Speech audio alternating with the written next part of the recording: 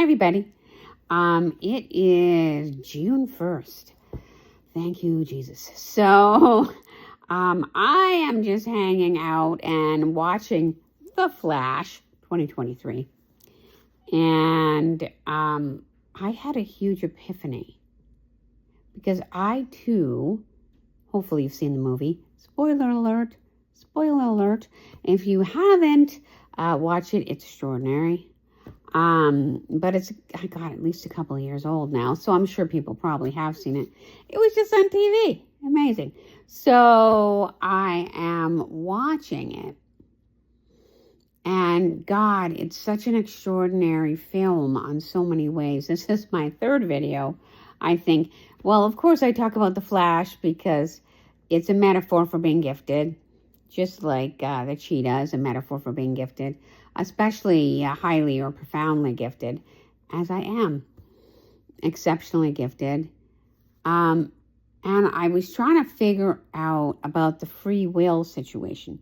So I decided to do maybe a one-off and call this cerebral science chat. I don't know. If the mood strikes me again, I might do it. But it's all kind of about quantum mechanics and different kinds of timelines. So I thought it was fascinating. And so I thought maybe other people might find it fascinating as well. So the Flash, of course, Barry becomes the Flash through a series of all these different things that happen that wouldn't have happened. And in the movie, we find out horrible things that happened.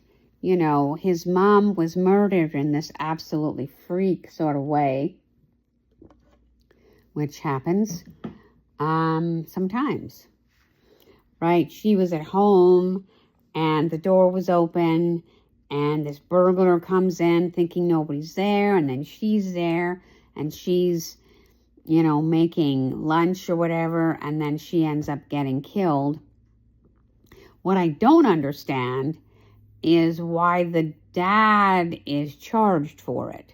They don't really say that. Like, why would he murder his own wife? Like, that makes no sense. But, I mean, not that people don't, but there's no reason, like, there's no history or no, like, why? So anyway, don't get me started about justice system.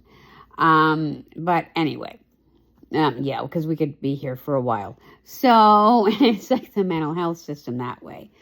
But the powerful thing is that because he's basically an orphan now, because his dad's in prison and his mom's dead, he has to do a whole bunch of different things and then becomes the Flash. And I keep thinking, as he does, what if we could go back in time and change some absolutely terrible things? Would that be better? Of course, maybe we've all seen the movie The Butterfly Effect. Fascinating film. I am not an Ashton Kutcher fan. I mean, I tolerated him in the 70s show, but I loved him in this. Like, strangely amazing. About how, you know, he keeps making things worse and worse. Now, I don't believe that the causation only goes one way. Like, it only gets worse. I don't think that's true at all. I think it's entirely possible that things can get better, and we have seen that too in other movies, right? I don't believe it just goes one way. I believe that it can, because in the movie About Time, he plays with the space-time continuum, and it goes very well. So I think it can go well. To a movie about time. Oh my God, please watch this movie. Life-changing. And so, for example, in his movie, he meets this woman who's the love of his life, and he can time travel, whole big story. It's just a skill that the men in the family have. And so he meets her, they have this blind date, it's kind of dodgy, and then they don't see each other again. And then he realizes how much he wants to be with her again. So he basically sees if he can find her and, you know, ask her out on another date or some kind of thing, which he does. And then it goes really well, right? And then they do like each other, and then they do end up getting married and having this beautiful life. They have like 3 kids or something, and have this like amazing life, they're in love, they have kids. It's a whole story that he doesn't have if he doesn't meet her. So it can work out well too, right? According to the space-time continuum. So I think that's possible as well. So it's possible that we could go back in time and make things good. It's just that you don't really know, because he has the power to keep going back in time.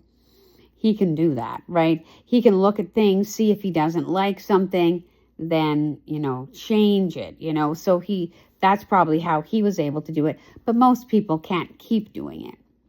The Flash can too, but at a cost, right? Because what he's doing is going faster than the speed of light, which means it's kind of like time travel. It's all this super scientific-y stuff. Apparently, if you go beyond the speed of light, you can, in a way, create a time machine, because all the physics boundaries, everything changes. Everything is different after that. So, yeah, it's kind of weird. But it's also the interesting thing that happens in Star Trek The Next Generation. That's what warp speed is, right? Of course, it is faster than the speed of light. But then that happens in a way with them. Some of the shows, things get weird and sort of time loops and, time things happen, like changes, slower, faster, whatever. So all that is definitely possible if you start messing with the space-time continuum and the timelines, right? Because if you believe in a multiverse, there are timelines everywhere, and you can actually run into yourself in the other timelines, which is weird, but possible. So, not to digress, it's actually all essentially important. So the key thing is, what he does do is he decides that he wants to save his family. Why wouldn't you? Unless they're a family like mine, and then you want to get away from them. So what he ends up doing is thinking, because he's talking to Bruce Wayne, because he's kind of an adventurer too, right, I believe. And he's like, you can't do it, man. You can't go back in time. You're going to mess up the space-time continuum, and it's just bad. You don't know what's going to happen. That kind of thing. But he wants to do it anyway. So what he thinks he can do is not talk to anybody, not see anybody, not interact with his family in any way. But what happened was his mother forgot the tomatoes for their meal. So she sends the father to get the tomatoes, and that's when the burglar comes in, right? So if they never forget the tomatoes, then the man can fight the burglar off, or maybe the burglar never comes in. Whatever, right? So that's what he decides to do. And so thinking that that's not going to change the space-time continuum, because he's not really talking to anybody, but he did change it.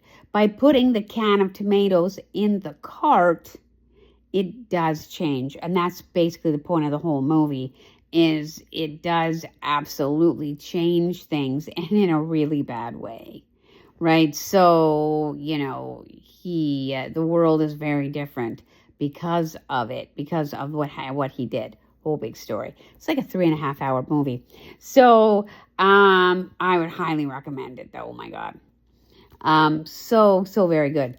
But anyway, the key here is that, is time fixed? Is it deterministic, right? And God, of course, does have free will, I believe, because if he didn't, then what would be the point of everything? So, but, and so like Freud thought this too, like it was deterministic and you really couldn't change things. Like if she was meant to die, she was meant to die.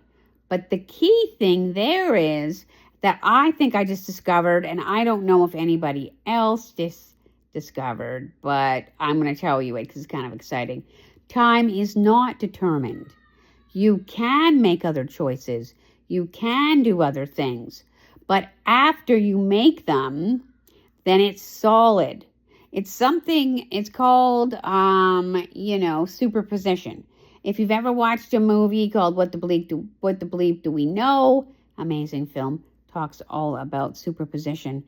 And also Schrodinger's cat, which is the story that every possible future is actually possible before you make the choice. Before you actually look at something, it's in all these different positions, right? Think electrons. Think electrons are moving, right? Like even what Einstein said, spooky action at a distance. They're all over the place. But when you look at something, it snaps into reality. That's why law of attraction works. It's not woo-woo, right? It's actual scientific stuff, right? Things are changeable. That's why, you can change things. That's why you can change the vibrating strings. Because if you're vibrating on a certain level, they will have to meet that level. And yeah, sometimes it takes a while for them to change, especially if you're already operating on a level that has a lot of power. Believe me, I know. But you can change it. You can actually do that, but you have to keep doing it. You have to keep putting it out in the universe, what you want. It will change. But you have to, be willing to do it. It's so much more than anybody really realizes it. And it's so much more effort, I guess. In a weird way, it's not effort, because when you get things, you just get them easily. But to get there, it actually takes way more, sometimes work to do. So it's easy, but it's not simple, or one of those things where, the idea is very easy, but it's actually much more challenging if you really do want to get what you want to get. But if you are super motivated to do that, I know you can. I'm the poster child for doing that. So I know you can do it. So that's why all this works, if that makes sense. So what I figured out, what my thing is thinking, is that things are all possible before you do them. So it's possible that she didn't forget the tomatoes, right? And then something else happens. If she was meant to die, she would have died anyway, because we know that happens with other people. If you do manage to cheat it for whatever reason, you'll just die later, right? If you're meant to. That's kind of what happens. Like, some people say it's God, some people say it's something else, but I kind of really believe that things in a way happen the way they are, but there's no way they have to happen. Like, if I'm meant to meet somebody, I will meet them anyway. Even if I miss them one day, I'll just see them somewhere else, right? Or if I'm supposed to do something, I'll just do it some other way. And so that, that might have happened. But maybe it would have been a better way she dies. We don't know. Anyway, that's the powerful thing, is that there is free will. It isn't determined. You can do anything. You can do any different change. And sometimes people do that, and it changes things. But once you've made that choice, you can't go back and unmake it, right? So in a way, time, if you can go in the back, you still can't change things, because it will change other things where it probably wouldn't, right? So I think that's, if you don't, I think that's what makes it different. After, they choose something, after you do something, it's set. Like the Schrodinger's cat theory, where the cat can be thought of as both alive and dead at the same time. I know you're thinking, what's going on with the cat? But okay, imagine, if you will, there's a cat, it's in a box. I know, it was like the 30s or whatever. And then there's a vial of poison, which may or may not have broken open. Now, it's all those things. Because again, multiverse, right? But when you open the box, then it snaps into one of them. Either the cat's alive and probably pissed at you for putting in a box. Cats. Or the cat's dead because maybe it accidentally, bashed open the vial of poison. It's not both of those, though, when you look. So that, I think, is what happens with the time travel thing. You can have anything before you pick it, but once you pick it, you can't. Even if you go back in time, you still can't because you already picked it. So I think that's the idea. So if you try and change it, that's when things can get messed up, right? Depending. They could be messed up for the good, though, too. It depends on the thing, but you won't have the same timeline as you had before.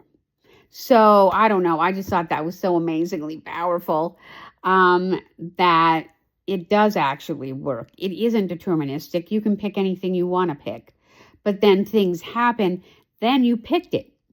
So that's my thought. Everybody, let me know what you think.